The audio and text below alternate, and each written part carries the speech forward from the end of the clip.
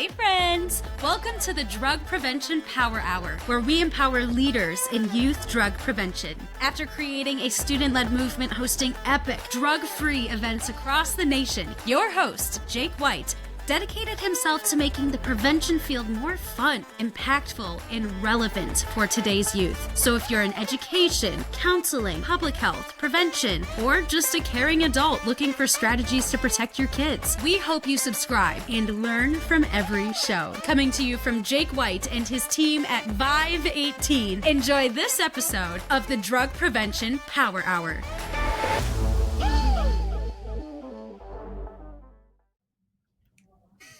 Welcome back to another episode of the Drug Prevention Power Hour. I'm your host, Jake White from Vive 18, and today we're hanging out with some extremely special friends and guests because we go way back.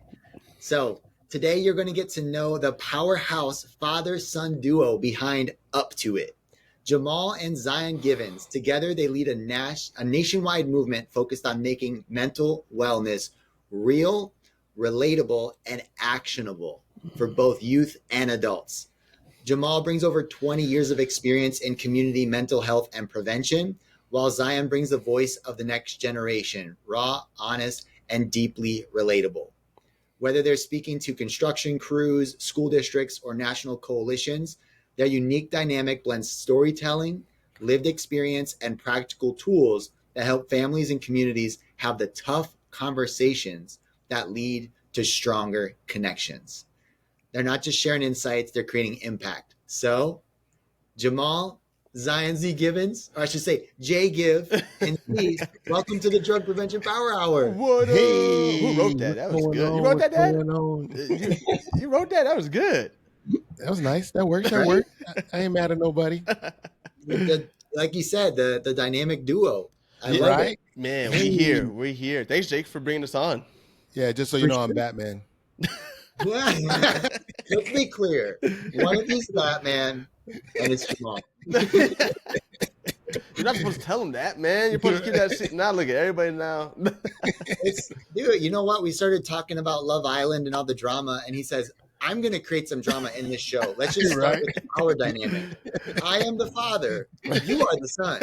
Right. Batman. You'd be surprised how many people mix that up. They think I'm the father and he's the son. And I'm like, wait, what happened? Right. That's the Your beard. beard is bigger. Exactly. That's what it is. Right. That's right. That's so funny. Well, I know I just gave that great intro, but I mean, Z, our audience knows you because they've seen you at CADCA. They talk on the phone with you. Some of them you've spoken at their schools because you're on the Vive 18 roster. Yes. Jamal, I don't know if our audience has known you yet, but you both come from a prevention background. So I would love to just start off our time with just a brief, like, hey, here's where I am in the country. Here's what I do. And then how did you get into prevention? Yeah, so I'm in Tucson, Arizona, and I have been in prevention for over 20 years now. And how did I start? So I started in prevention accidentally, I think. I graduated from the University of Arizona. Go Wildcats! Bear down. Bear down. Yeah, where is it? I'm a Wildcat.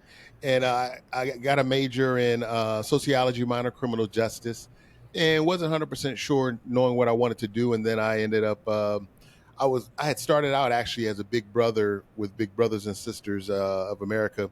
Actually started out in Temple. I transferred from Temple University to the University of Arizona. But when I was at Temple University in Philly, I was a big brother and started working with youth, was working with my little brother, but then ended up working with the community a little bit in the projects in which I was working. And, you know, I loved it. I had done work with youth. Well, I wasn't a youth. I was working with younger people then. I was older than them, but in summer camps and stuff. I was a camp counselor. But anyway, when I got to Temple University, I was an accountant major, and I was doing all that. And then once I became a big brother and started hanging out with these the younger crowd and mentoring and stuff like that, I was like, I went to my next accounting class with like 200 and something students, and I was like, this ain't for me. I'm No. like, why am I here? Nah, I gotta. Okay, so I went to my counselor. I left the class, went to my counselor's office. Was like, hey, I don't think it's gonna work. I was like, what's some other things I could do? And so we ended up finding sociology is something that I really just gravitated towards, and criminal justice and working with young people in the community. So when I came out, I transferred from Temple University back to back to the U of A, not back, but came to the U of A, and started working with youth here right off the bat. I was at the U of A working through a program, and it's called Apex, Academic Preparation for Excellence. Started working with youth, primarily of color, and helping them get through the pipeline from high school to college, and worked at various schools throughout Tucson. And it was just an amazing experience, and I just kept that trajectory moving from there. Once I graduated from the U of A, I ended up working at a residential facility for treatment.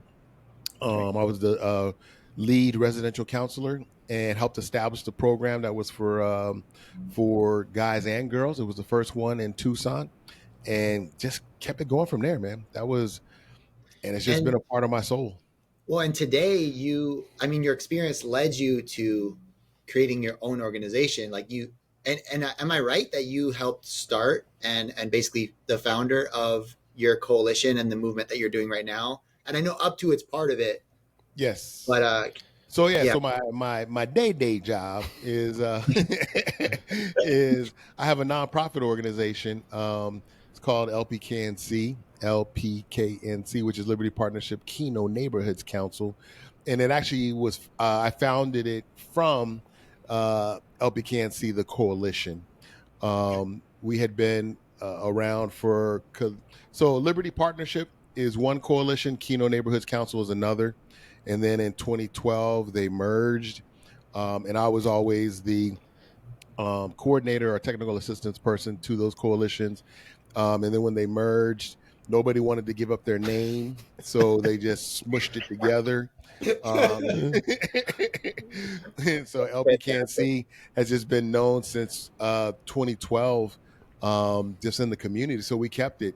And so from there, a lot of the OGs, I like to call them, some were, moving on to a better place in heaven. And there was others that were kind of sticking around or moving to different jobs. And I just felt a time and opportunity after being with, certain fiscal agents. They were awesome. They were amazing. They were extremely supportive, but wanted to move upstream and just focus solely on prevention and not just treatment. And so I got the blessing of the coalition to found LPKNC, the coalition, into a nonprofit organization. So that's what I do today. I'm the CEO, president, CEO, and we are going on our 6th year, I think, of doing that. And so it's been really challenging, but fun and rewarding. It's a lot of work. It's a lot of work. And so, just real quick, we grew from, our first DFC grant in 2019 of $125,000 to now we're a $700,000 plus organization. Wow. We're not at the million mark yet, but we're a little under there. We up in there. You're getting there though. You're getting there. Well, you're 2 grants away, man. Right. Exactly. That's so sorry, but yeah, that's that. Yes, that's where I'm at. LPKNC is my day job. All right, that's good. I think our listeners will definitely relate to that, and some of them are just starting with their DFC grant or that first grant, and it's probably really hopeful to see how am I supposed to operate an entire organization off of $125,000, and here you are, 6 years later, that I was able to boost your resources up to that 700,000 mark. Yes. So I might ask you about that in a little bit. Z, I want to give you a chance to answer the same question. Like how did you get in this work? Yeah, no, this is I love that question. I think I answer all the time. I was kind of born into it. I had options, of course. I just knew that this seemed a lot more fun. I remember going to my work with my dad, and he used to work at a behavioral health organization called Kodak. And he used to be the back of the Santa Rosa Center, which was a rec center where students would go. There's like a middle school and elementary school that's right across the street from his work, and they would come over, do after school programs and stuff. So literally when I was there with my dad, it felt like I was not at school, but like at a summer camp and just hanging out with all these kids that were just, there was snacks, there was games, there was basketball. Like I couldn't complain. Every time I went, I was like, I'm getting fed, I'm having fun, I'm listening to music, all while my dad's educating parents on the risk factors and the increasing protective factors on how to keep their youth safe and off substances. And we were just having a good time. So I was like, I didn't know what my dad did at the time. I had no idea what his role was. I just knew that I like going to work with my dad rather than my mom because there was other kids there. But all that to say, I just fell in love. And there was one other time when my dad did a high school presentation for my high school in our pep assembly. He did a presentation on leadership. And I remember one of my peers was behind me, and he kind of like whispered under his breath, kind of like, damn, like I wish that was my dad. And I remember hearing that, and I was like, dang, like I want to have that same impact on somebody. That my dad doesn't know this kid doesn't know my dad. Like he just is moved by his words and wants maybe a mentor or wants to be like my dad. Like I want to provide that same kind of hope to somebody, not their dad, but maybe like a cool big brother or like a fun uncle or something, like cool cousin or something. But I just knew I wanted to have the same impact. And after my trajectory was all over the place. I mean, I went to college at ASU. We don't talk about that too often, but because I'm a wildcat at heart, man. My mom was always like, "Oh, you're a sun cat." I was like, "I only went to ASU for a semester. I don't think it counts." But I still got the loan, so I guess it does count. It's proof. right. I guess so. But I went there and I didn't know what I wanted to do. I tell my story to the students often about after high school, I didn't know where I wanted to go or wanted to study or wanted to do. And I thought it was a loaded question to ask an 18-year-old. But my dad's story, he was like, you're going to apply for colleges early so you have somewhere to go, because he did not apply for colleges early and had to find his story is crazy. But I ended up applying to all the in-state schools and went to ASU, of course. And I just wasn't passionate about what I was literally just going to go get the easiest major and try to get it done out, like, one that doesn't have math involved, so I can just get in, get out. That's all I wanted to do. And that's what I set out to do. And then a blessing in disguise, even though it was a national thing that happened, a global thing of the pandemic happened, and ended up dropping out of college. And I didn't know what I wanted to do. I just knew I wanted to get out of my mom and dad's house because I moved back for like a month or two, and I was like, I can't do this after being away for 6 months. Right.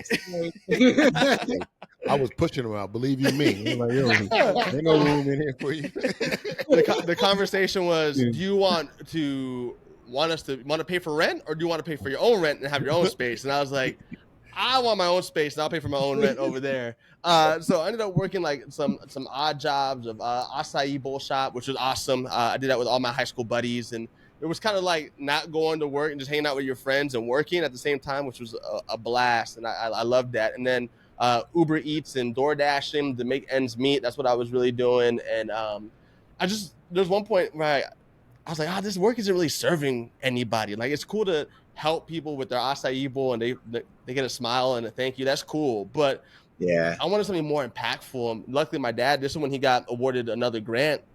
And he called me. He said, hey, I got this job opening. I don't want to train anybody else. You already know the work. You already know what's happening. I just need somebody to come in and help me out.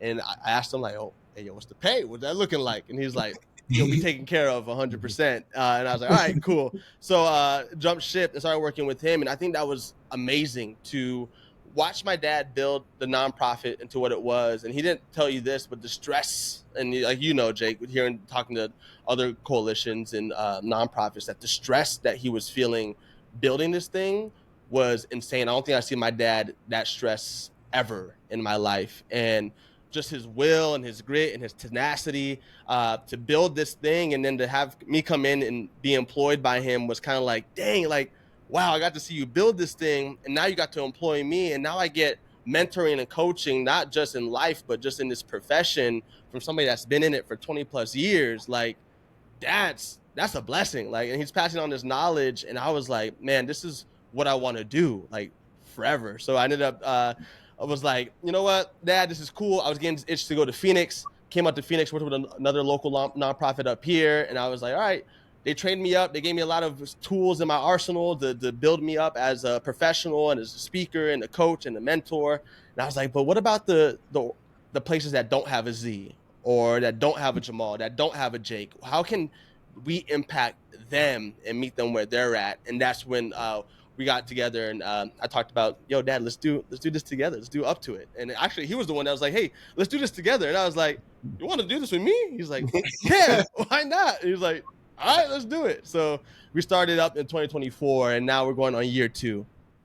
Yeah, that's cool. And it's been awesome to see y'all's growth. Because I think the first time we met in person, we were keynoting a youth conference, and I think I was the opening keynote, and then y'all were the closing keynote. And I got to see you do your thing on stage. And I was like, all right, I got to keep in touch with these two. And, little did I know, months later, I would get to work closer with you, Z, and then hear about, Jamal, all the stuff you're doing with LPK and C, that would, like, our worlds would collide. It's been super cool. So before we get into what you're doing now, because it's so exciting, like y'all are taking off, you are doing really, really incredible work, not only equipping students, but equipping parents too. I want to make sure we leave our audience with some cool stuff that maybe they can just get from you and your perspective. And so my first question, take it or ignore it, but like, what do people in the field of prevention, what are we doing right now that maybe we should need to flip? Maybe need to switch. Or is there something that you've done in your journey that was so successful that you just hope that everyone else does that too? So what practical advice would you give over other prevention coalitions? That's good. I'm already seeing Dad's over here thinking. I wasn't. So say the question one more time, Jake. What should preventionists stop doing or start doing? Let's put it on that. Cool. Yeah. I think start doing. One of the things, and Jake, I don't know if you've seen this. And again, it's always it's been. I got to give a shout out though, real quick. Jake is you are an amazing individual. Your heart is big. You love sharing. It's definitely something that I don't see many people do, and so thank you for your wisdom and just heart and spirit of sharing. So with that, when we talk about start doing, hey, in the world of prevention, we got to start getting more creative. I know a lot of the funders out there always want us to use evidence-based programs. The majority of those evidence-based programs come from out of the 80s, and then landed in the 90s. And a lot of those are still sitting there. Botvin's life skills, strengthening families program for 6 to 10, 10 to 14. I'm trained in the majority of them. Smart moves. I mean, I can just go down the list. I'm trained in the majority of them. But the thing is those programs update themselves, which I appreciate. But hey, it's 2025. A lot of them look the same, doing the same thing. There's not enough innovation in prevention. I mean, not AI is the newest thing right now, right? But even before that, when we think about technology and you think about Meta and the VR goggles and the way our youth are learning today, we need to figure out how to be in 2025 in this technological revolution that's happening. We cannot, don't get me wrong, there's some value in some of the, there's some value in playing, hopscotch and handball and tetherball. And don't get me wrong, those things are there, right? Or the fishing game where you got the pole and the string and you throw it over the, that's great. But these youth are learning so quickly. And it's not only attention either, but the way that they're receiving things, it's nothing wrong with slowing down. I think we got to do that sometimes too. But for us to be engaged and for them to hear the message of prevention, needs to be different. And social media is another huge one. While we have to be cautious and careful in how we, use and move and teach, and they learn from that, it's the world today. So that's what I would start with. Dang. All right. I want to comment on that for sure. And Z, I wonder if you have some thoughts, because when you mentioned the evidence-based program, and that comes from like a list of these evidence-based programs that have been around for decades, and our world changes, like just the name of a substance changes monthly sometimes. So to try and keep up with that, there's no incentive for organizations to continue innovating. Once you're on the list, it feels like tenure. I can do what I want. I don't have to innovate. I'm untouchable. You're going to spend money in my program because you have to. That stifles innovation. That's like, you might as well just strike a lighter to that program and say, all right, let's start burning it down, because it's on its timeline.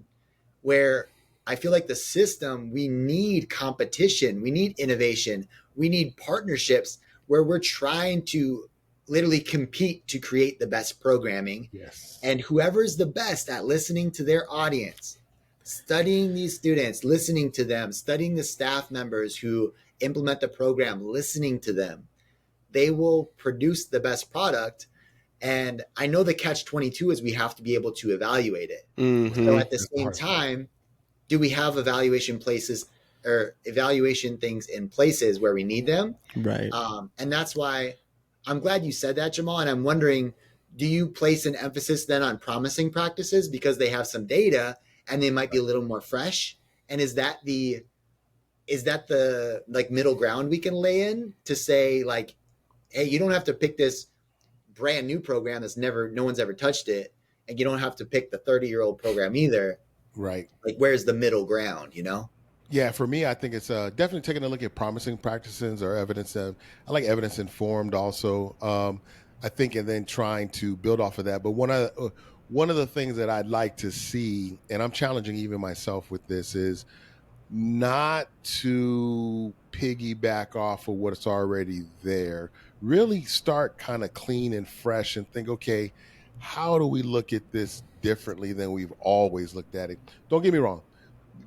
Principles are principles, right? And they're always going to be there.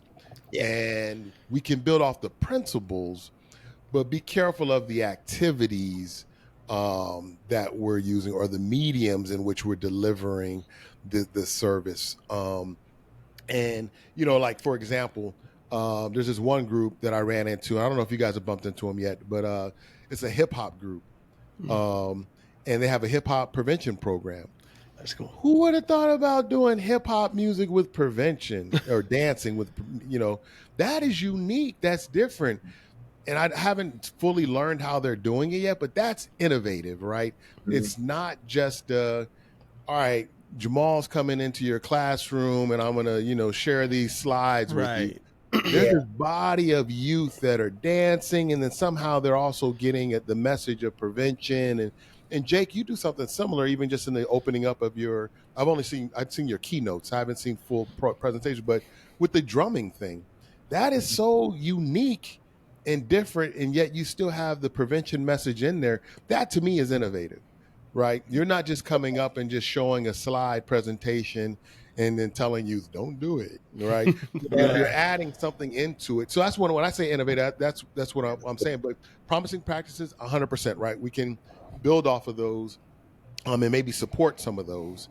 But I think all of us just getting into the creativeness of it, like, we got to do it differently.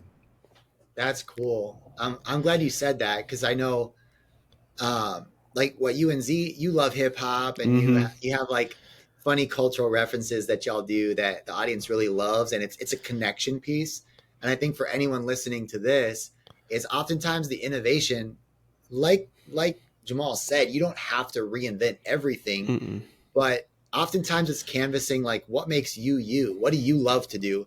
Because for a student, it's way more impactful and a fun experience if you integrate what you love into your message, into your program. Yes. And if there's opportunity to tailor your program, and that's kind of what I did with 518, was like, as Z knows, like there's a format of the information we have to share, and here's how we make it fun for the audience to receive it.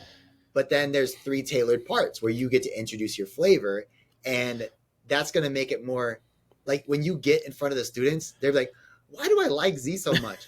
Oh, because we got to talk about hip hop and sports and like goofing off, and like it's a connection piece that then allows you to be more impactful for how much time that you might have. And so I want to ask the audience, what's one thing? Innovation is just changing one thing. What's one thing you could change about what you're currently doing to make it just a little different?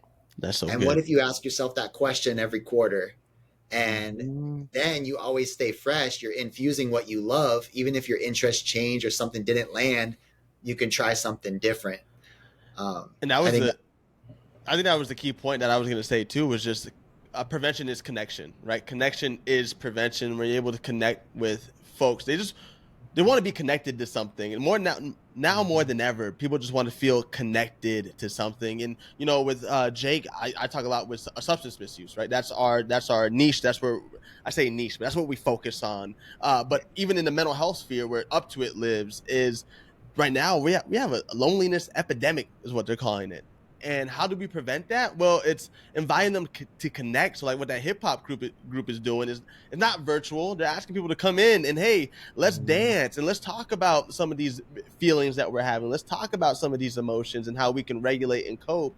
And that's what we're doing at Up to It in a way that is maybe feels luxury, but it's not. It's literally we're starting the conversation together. When me and my dad go and present, it's let's start this conversation together. And how can you have this conversation in a way that's healthy and productive to your lifestyle?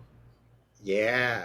And I actually want to, before we go into like the last part of the episode, because I want to hear about, it's been a while since we caught up with like all the Up to It stuff. You're always doing Vive 18 things with us. And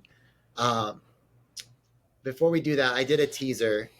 Jamal, you mentioned that LPKNC is at a spot right now where you've been able to maximize your budget better than the first couple of years. I was wondering if there's any takeaways or tips, strategies that have allowed you to do that, or an area that you invested in to get you to that point. And then let's chat about Up to It. Yeah, no, that's an excellent question. I think people have to reach out to me because I probably need to put together a workshop of some sort to help those coalitions that might be ready or thinking about taking on that endeavor.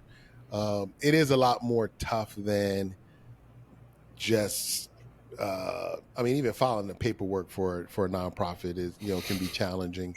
And then building it out, because you don't have a quality management department, you don't have a finance department, you don't have HR, you may not have janitor, so you end up being it all as the founder in the beginning. And then the president, CEO, and then trying to find, there's a lot there. So I don't know if I have one thing, to be honest with you, because that's a pretty loaded question. Well, does your where you're at now, is that all grant based? It is, yes, it's 98% grant based. And so that's another piece of it, right? Is the fundraising aspect of things, which is a whole new world to me and been working on the last 2 years. It's challenging. Right. All right, then I'll let's leave it at this then, because they can get in touch with you if they want some help, because it sounds like you've gotten really good at obtaining grants, and it can't just be you, because I know you're incredible, but the capacity of Jamal can't be doing all that. Or I mean, I don't. Yeah, you. No, can't. Everybody gets that. I think. To this podcast, you understand that. So, Jamal, what's your team look like as far as grant support? Who do you have on your team that makes this possible for you to manage that many grants? Right now, so we have so it's myself, president, CEO, and then I have my right hand, who was previously Heaven, but then don't want to give her a shout out, and Jake, you know her well. She's out in Phoenix area now.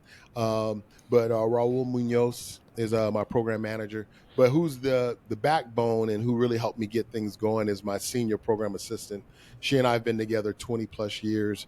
Also, she really is the heartbeat behind the organization, as far as I mean, she's the one that does, because we grew up together at an organization and learned from this awesome organization called Kodak, and interacted with all the different departments, and had intimate meetings, if you will. She knew a lot of that stuff as my assistant through those years. So quality management, evaluation, finances, budgeting, scheduling, calendaring, policy and procedures. Yeah. So I mean, that's my true like backbone, behind the scenes person who walks and lives together. We live together, in the work world. That's you need. I'm going to say you're going to need a person like that, and she's detail oriented, and I'm not. I'm a Yeah. big picture person, right? Yep. So that's what I would say. Okay. And then Thank I you got for staff people, but that's the other that. challenge, and can go into it. Those flip a lot. Yep. Right. I mean, in the You got world of turnover. prevention, the salary rate's not high, and sometimes people, I mean, want more, in which I can understand. And prevention, you're not going to get rich. You're not going to be a millionaire. Right? Um, Yeah. No way. Maybe when you start your own business, possibly, and you get one of those evidence-based programs from Promising Practice, and then Yeah. Yeah. You're going to pay for it the first decade, getting paid $2 an hour, $3 an hour for all the work you put in, and maybe one day it hits and you right. get a big paycheck. Right.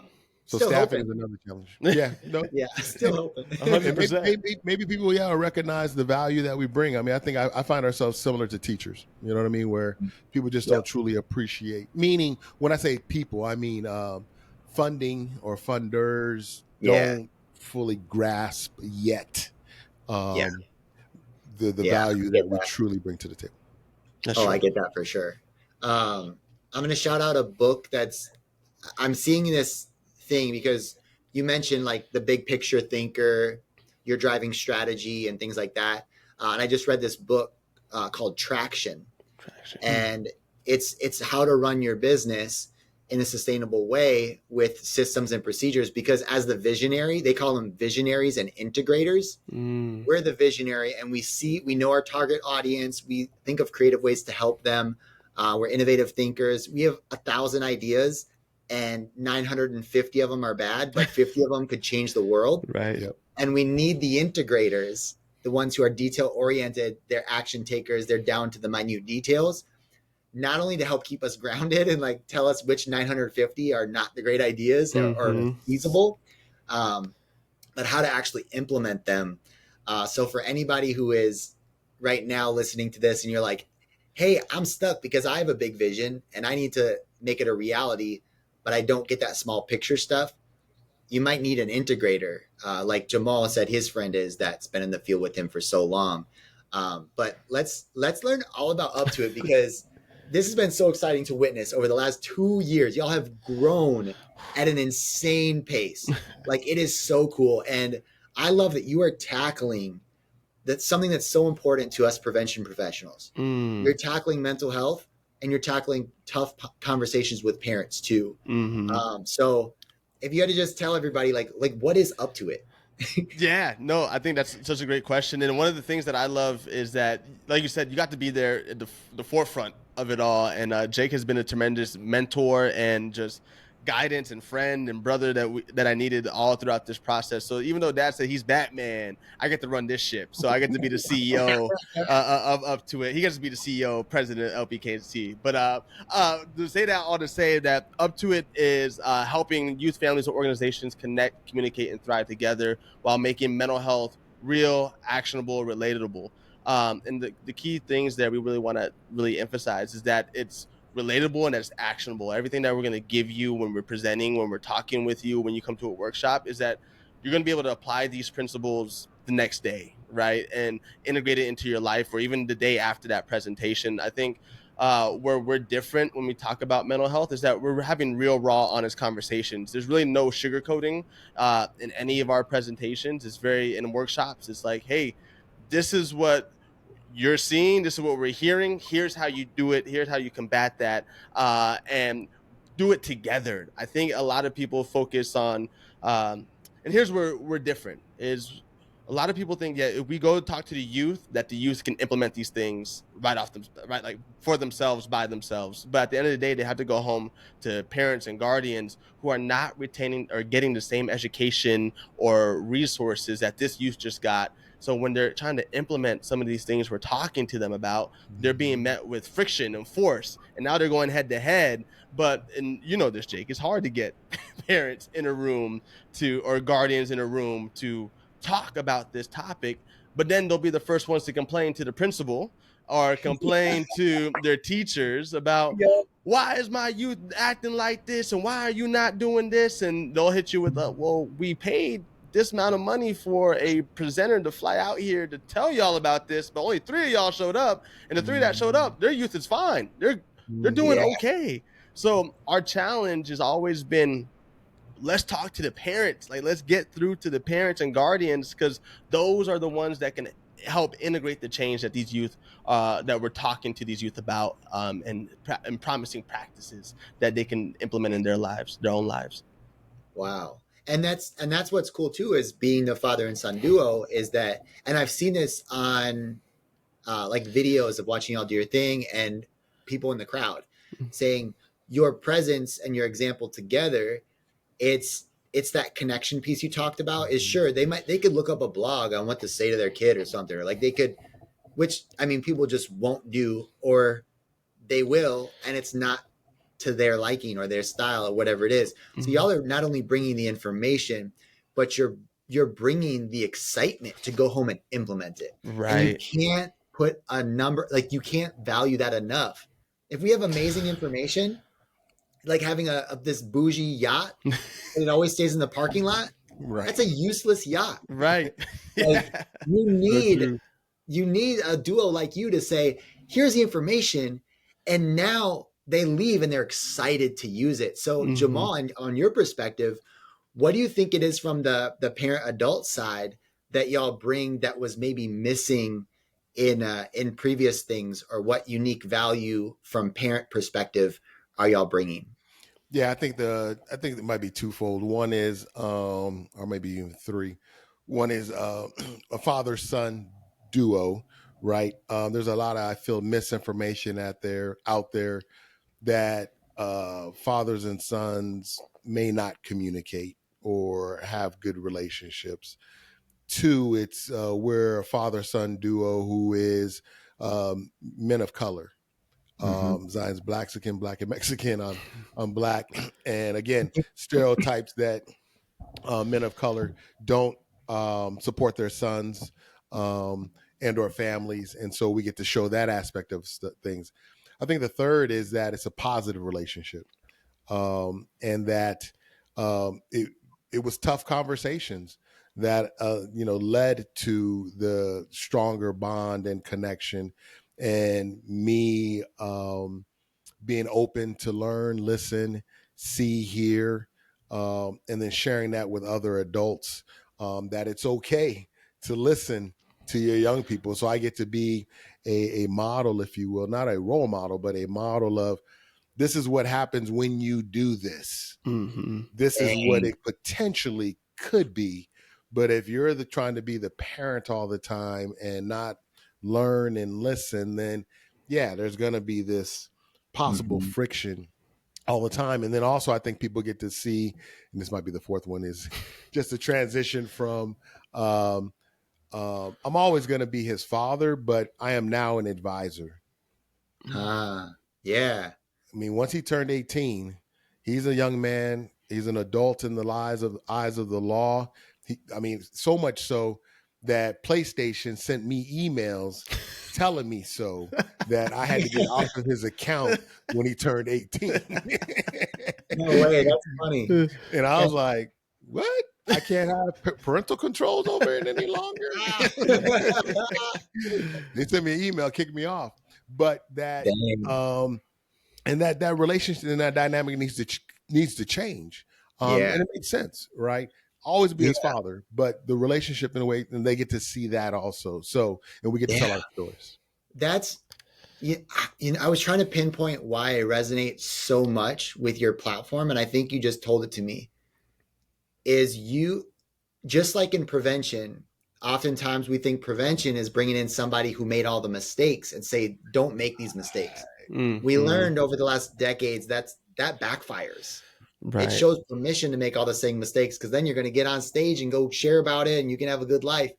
And I imagine there's probably some stories of dynamics with families that were very terrible. I mean, there's probably too many to count, and that's terrible. That's sad. That's why you're doing what you're doing, trying to help. And to go back and say, oh, I wish we would, or don't do what I did. Right. And that's not prevention. That's not helpful. Tell me what you did to be successful so that I can model it. And that's what you said, Jamal. Be a model. And that's the number one, like, feedback we get at Vive 18 is like, oh, it wasn't a don't do what I did presentation. It was, hey, look how great life is. You can do that too. Right. And y'all are bringing that to a field that, dude, I'm praying that your platform just going to blow up in the best way. You're going to be busy.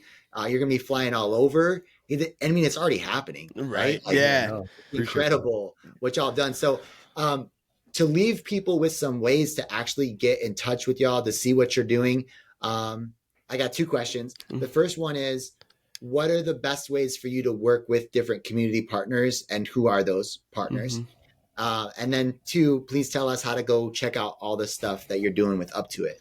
Yeah, 100%. So some of the feedback we always get is like, oh, well, I don't think we have funding for that. And it's like, oh, well, do you have the Garrett Lee Smith grant? And they're like, oh, I do have that grant. Oh my gosh. Yeah. And they look at it and they're like, oh, you guys are fit for this. So I say that all to say that people that have the Garrett Lee Smith grant, that are recipients of that grant, those are great people to work with.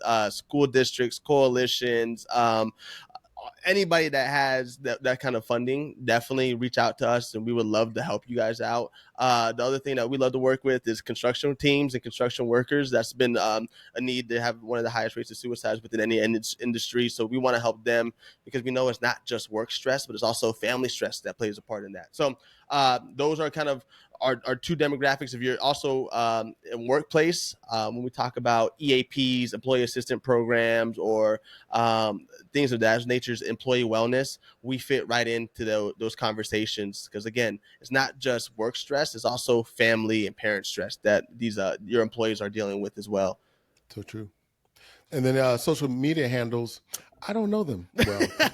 Well, I mean, I know how to get to them, but yeah, Zion's the one that's all up on that. I'm on it, man. I'm the CEO. I'm the guy. So our Instagram is Up to It AZ. You can follow us to see where we've been, who we talked with, and all that good stuff. You can follow me on LinkedIn, Zion Givens, first and last name. But the best way to get a hold of us is at our website, uptoit.club. Dad, hit the dance. Oh, it's a club because it's a club because it's a good time, and once you join in, your family, and we're gonna have a good time with you. And like Jake said, it's exciting. And honestly, again, last shout out. I don't think people understand how instrumental Jake has been to our success and just our growth as a business. But Jake has been, like, again, a mentor to me while we started this. I came up with this crazy idea, and Jake said, well, let me help you guys. I've been through it. Let me make sure you don't make the same mistakes I did, and you can get some step furthers. And man, he's just been a blessing to us. So man, Jake, we appreciate you allowing us on the platform and just being who you are. You and Emily, both of y'all, man, y'all are amazing. So we appreciate you. Yeah. Welcome to the club, Jake. Welcome to the club. I'm glad to be a part of it. It's been so cool. And man, I feel like we've all mentored people, I feel like, at some point. The best part of mentoring is when someone actually does what you told them would be helpful and they try it. That's why I was like, you don't even, like, dude, you're building good in the world. Of course I'll help you. And you do all the stuff, and that's why you're growing. So I appreciate the shout out and the gratefulness, and back to you for being a part of Vive 18 in a big way. I like saying this. There's a good friend, Dave Clausen, who's in prevention. He just says, like, prevention is better together. And I think we can all keep in mind that we're better together. And resources are scarce. That shouldn't create competition. That should create collaboration. Yes. Like, we need to be sharing resources. So for everybody who's on this podcast, reach out, go to uptoit.club, check out all the videos, get in touch with them if you need anything. As you know, if you love Z, you can get him on Vive 18 for substance use prevention too. And man, Z, I got to do a shout out for you because we always get more messages, DMs, responses, emails, like thank yous from a student audience whenever you visit. There's a connection piece that happens. I'm sure, Jamal, you see this. Like he walks into a room and he's instantly connecting with young people, and they're safe, they're cared for, and they see that. And it leads to transformation. So for anybody who's looking at Vive 18, know you can get Z in your community. And if you're looking for mental health stuff and the father-son duo, go to uptoit.club. Man, appreciate you, Jake. Come to the club. Come to the club. All right, for everybody listening, keep up the great work. We'll see you in the club next week. Another episode of the Drug Prevention Power Hour. Thanks for listening to this episode of the Drug Prevention Power Hour podcast. If you love the show, make sure to leave a review and share what you've learned. And if you need help reducing substance use among youth by educating and engaging students in prevention, visit vive18.com for more information, tools, and resources.